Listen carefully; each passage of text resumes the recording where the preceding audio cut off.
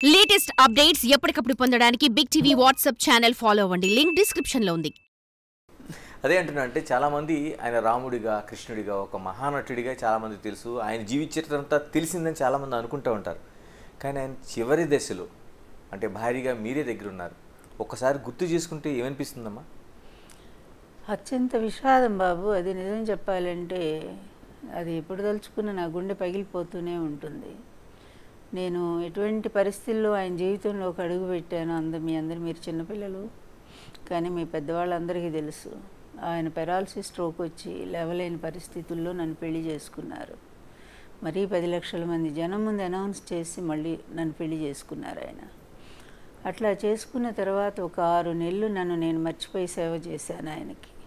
పూర్తిగా తిరిగి ఆయన కోలుకొని ఎలక్షన్లో తిరిగేంత వరకు కూడా దాని వెనక ఎంత కృషి చేశానో, ఎంత సర్వీస్ చేస్తే మళ్ళీ ఆయన తిరిగి నిలబడగలిగారో ఇక్కడ అర్థం చేసుకోవాలి. నేను వచ్చేటప్పటికి ఆయనకు ఆస్తులు లేవు, పిల్లలకి ఇచ్చేశారు. ఎప్పుడో ఇచ్చారు. 82లోనే ఆయన పార్టీ పెట్టినప్పుడే తన ఆస్తులు మొత్తం కూడా పిల్లల పేరు రాసేశారు. అందువల్ల ఆయనకు ఆస్తులు లేవు. అలాగే అధికారం లేదు, ఓడిపోయి ఉన్నారు. తర్వాత ఆరోగ్యమూ లేదు, మళ్ళీ లేచి తిరుగుతారో లేదో కూడా తెలియని పరిస్థితి. అయినా ఒక విపరీతమైన ఒక కృష్ణుడికి మీరా ఎంతటి భక్తురాలో అంత భక్తిభావంతో నేను ఆయన జీవితంలోకి వచ్చాను. అడుగడుగున ఈ పార్టీకి కూడా సాయం చేశాను. ఈ పార్టీ పుట్టినప్పుడే నేను కూడా పార్టీలో జాయిన్ అయ్యాను. ఎప్పుడో నేను వేరే చోటు ఉండి కూడా నేను జాయిన్ అయ్యి పార్టీకి సేవ చేశాను. నేను అంత అభిమానంతో ఆయన జీవితంలోకి వచ్చి చివరికి ఆయన పార్టీని కూడా నేను నిలబెట్టాను. గర్వంగా చెప్పగలను. 258 సీట్లు గెలిచిందంటే తెలుగుదేశం పార్టీ 94 ఎలక్షన్లో మేమిద్దరమే కదా క్యాంపెయిన్ చేశాము. ఇంకొకరు రాలేదు కదా, మూడో మనిషి లేరు కదా. మేమిద్దరం క్యాంపెయిన్ చేసి పార్టీని అంత అద్భుతంగా గెలిపించుకుంటే చివరికి 8 నెలలు తిరగకుండా నన్ను బూచిగా చూపించి నా భర్తను పదవి నుంచి లాగేసి ఆ ముఖ్యమంత్రి పదవి కోసం వాళ్ళు ఆడిన దుర్మార్గాలు, నాటకాలు, రామోజీ అను చంద్రబాబు కలిసి దానికోసం స్త్రీనైనా సరే ఎన్ని చంపినా సరే సిద్ధపడ్డాను నేను. ఏదైనా నా భర్తకు జరిగిన అన్యాయాన్ని ప్రజలందరికీ చెప్పేదాకా నేను ఈ పోరాటాన్ని కొనసాగిస్తానని నా భర్త దగ్గర నేను శవం దగ్గరే ప్రమాణం చేసుకున్నాను. నేను అప్పటి నుంచి కూడా కంటిన్యూగా అలాగే నిలబడ్డాను. నేను ఎప్పుడు వెనక్కి తగ్గలేదు. ఇంతవరకు ఎక్కడ కాంప్రమైజ్ కాలేదు. అంటే ఇందుకు నిజంగా మీరు అన్నట్టు ఎన్టీఆర్ చరిష్మాతోని మీరిద్దరుతో ప్రయాణంలో చాలా ఎక్కువ సీట్లు వచ్చినాయి. అంటే ఎన్టీఆర్ లక్ష్మీపార్వతి పార్టీగా ఎందుకు ఆ చరిష్మాని క్యారీ చేయలేకపోయారు? ఎందుకు ఆ రాజకీయ దీన్ని నిలబెట్టుకోలేకపోయారు? ఒక్కటి బాబు, అక్కడ అడుగడుగున మోసం. ఇప్పుడు ఎన్టీఆర్ అంతటి మహామనిషిని పడేటువంటి అంత తేలిక చెప్పండి. కానీ 8 నెలల్లో ఎట్లా లాక్కోగలిగాడు? అతను అంత తెలివి, అంత కుట్రదారు అతను. అదేవిధంగా ఆయన చనిపోయిన తర్వాత పార్టీ చీలిక వచ్చింది.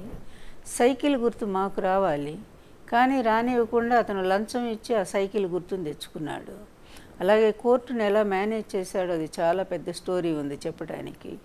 నేను చెప్పడమే ఇప్పుడు అందరూ చెప్తూనే ఉన్నారు ఆ స్టోరీలన్నీ కూడా. ఇలా అడుగడుగున అందరినీ కూడా లంచాలు ఇచ్చో, లేకపోతే బబ్బెపెట్టో, లేకపోతే తప్పుదారి పట్టించో ఈ విధంగా ఎన్టీఆర్కి సంబంధించిన ఆస్తులుగా చేశాడు. పార్టీకి సంబంధించిన నిధులు తీసుకున్నాడు. చివరికి పార్టీ గుర్తు సైకిల్ గుర్తు లాగేశాడు.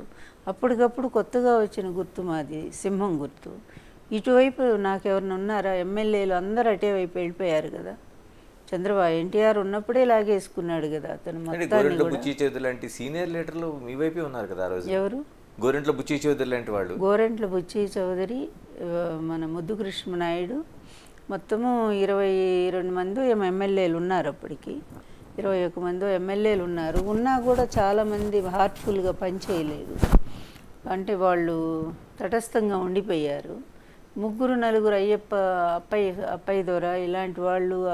అలాగే వాళ్ళు ఏముంది, వాళ్ళ నియోజకవర్గానికే పరిమితం. వాళ్ళ ప్రభావం రాష్ట్రం అంతా ఉండదు కదా. మాకున్న తక్కువ టైంలో సింహం గుర్తుతో మా దగ్గర డబ్బు లేదు, అవతల అధికారంలో ఉన్నాడు. అదేవిధంగా సింబలే మమ్మల్ని ఎక్కువ దెబ్బతీసింది. ఎందుకంటే సైకిల్ సింబల్కి ప్రజలు అలవాటు పడిపోయారు. అప్పటికి 14 ఏళ్ళుగా తెలుగుదేశం పార్టీ పెట్టిన తర్వాత. మీకు ఒకటి గుర్తు చేస్తాను. అరుణ్ శౌరి అని గొప్ప జర్నలిస్టు కదా, ఆయన మంచి ఆర్టికల్ రాశారు. ఈ ఎలక్షన్లో 96 ఎలక్షన్లో పార్లమెంట్ ఎన్నికల్లో లక్ష్మీపార్వతి 30 పార్లమెంట్ సీట్లు గెలుచుకోబోతుంది అని ఓకే ఆయన రాశారు. అంటే అప్పటికి వేవ్ ఎంత ఉందో మీరు చూడండి ప్రజల్లో. సరే మేము నా కష్టం పగలు రాత్రి జనాలు విపరీతంగా వచ్చారు బాబు. ఇప్పుడు జగన్కి ఎట్లా వస్తున్నారో ఫస్ట్లో ఎన్టీఆర్ గారికి ఎలా వచ్చారో నా టైంలో కూడా 96లో చూడండి, పగలు రాత్రి తేడా లేకుండా లక్షల జనం రోడ్ల పక్కన. నేను ఎంతవరకు అడ్రస్ చేయగలిగానో అన్ని ఓట్లు పడిపోయినాయి. ప్రతి నియోజకవర్గం 1,00,000 ఓట్లు వచ్చినాయి. నాకు కూడా దాదాపు 13% ఓట్లు అంటే చూడండి అప్పట్లోనే. ఏమీ లేకుండా గుర్తులేదు, ఏమి లేదు. తర్వాత పార్టీ ఎందుకు ఓడిపోయిందని చెప్పి సర్వే వచ్చింది ఢిల్లీ నుంచి. సర్వే వచ్చి ఖమ్మము ఇట్లాంటి ప్రాంతాల్లో వాళ్ళు సర్వే చేస్తే వాళ్ళు ఏం చెప్పారంటే మేము లక్ష్మీపార్వతమ్మకి ఓటేసామన్నారు. ఓటేసి అది ఎట్లా ఏ గుర్తుకు వేసారు అంటే సైకిల్ గుర్తుకు వేసాము. అంటే అక్కడ కూడా మోసం చేశారులే వీళ్ళు. నా వెనకే సైకిల్ని పంపించి మా ప్రచారం వెనకే సైకిల్ గుర్తు పెట్టేవాళ్ళు. జనానికి ఎలా ఉంటుంది, ఈ సింహం ఎక్కల సైకిలే ఈమెదే అనుకున్నారు. వాళ్ళు చెప్పింది కూడా ఈ ఎట్లా లాజిక్ బాగానే ఉంది. భర్త గుర్తు భార్యకి వస్తుంది కదా, ఓకే అట్లా వేసామని అది ఢిల్లీ సర్వేనే రాశారు. ఆ విధంగా మేము నష్టపోయాం తప్ప నా మీద ప్రజలకు అభిమానం లేక కాదు. చదువుకున్న వాళ్ళు తెలిసిన వాళ్ళు చక్కగా సింహం గుర్తు మీద ఓటేశారు. కన్ఫ్యూజన్లో 40 లక్షల ఓట్లు పోయినాయి నాకు. అదే అసెంబ్లీ అయితే మాకు బాగుండేది. ఒకేసారి పార్లమెంట్ రావడంతో దెబ్బతిన్నాం. అమ్మ ఎందుకని చాలా వరకు అంటే ఆ రోజున ఎన్టీఆర్ వివాహం కావచ్చు, లేకపోతే మీ ప్రవేశం కావచ్చు, చాలామంది జీవితాల్లో అలాంటి పెళ్ళిళ్ళు కావచ్చు జరగడం అనేది అనివార్యంగా జరిగినాయి చాలా చోట్ల. ఎందుకు లక్ష్మీపార్వతిని ఎన్టీఆర్ కుటుంబం ఓన్ చేసుకోలేకపోయింది? ఒక రాజ్యాంగేతర శక్తిగా ఎందుకు మిమ్మల్ని వాళ్ళు చూపించాల్సిన అవసరం ఎందుకు వచ్చింది అసలు? వాళ్ళైతే ఎప్పుడు చూపెట్టలేదు నన్ను. చూపెట్టినంత చంద్రబాబు గారే రాజ్యాంగ. ఎందుకంటే ఆ కుటుంబం ఇప్పుడు రాజకీయాల్లో లేరు కదా, అప్పటికి లేరు కనుక చేసిందంత. ఇప్పుడు ఎవరికి ఇదంతా అవసరము? నన్ను ఎంతగా చెడుగా చూపిస్తే వాళ్ళకి అంత మేలు జరుగుతుంది కదా. అది ఎందుకోసం అనేది సెప్టెంబర్ 1 చంద్రబాబు ప్రమాణ స్వీకారంతో తెలిసిపోయింది ప్రజలందరికీ కూడా. అందువల్ల ఏంటంటే ఇప్పుడు ఆ కుటుంబం ఎందుకు ఓన్ చేసుకోలేదంటే మరి నాకు తెలియదు. ఎన్టీఆర్ గారు ఫస్ట్ వాళ్ళందరినీ కూర్చోబెట్టి చెప్పారు.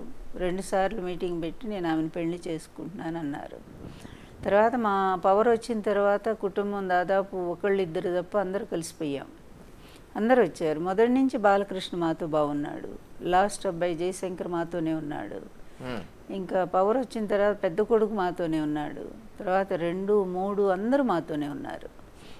కోడళ్ళు పిల్లలు అందరూ వాళ్ళ ఇళ్ళకి మేము పోవటం, మా ఇళ్ళకి రావటం అంతా బాగానే.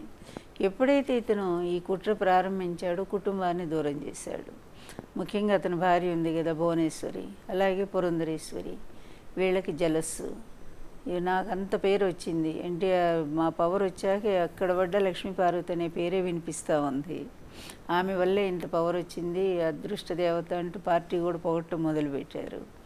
సరే సహజంగానే ఉండొచ్చు కుటుంబంలో, నేను దాన్ని కూడా తప్పు పట్టట్లేదు.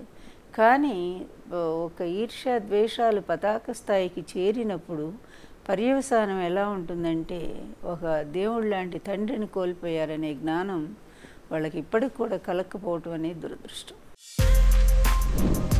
For more videos like this, subscribe Big TV channel.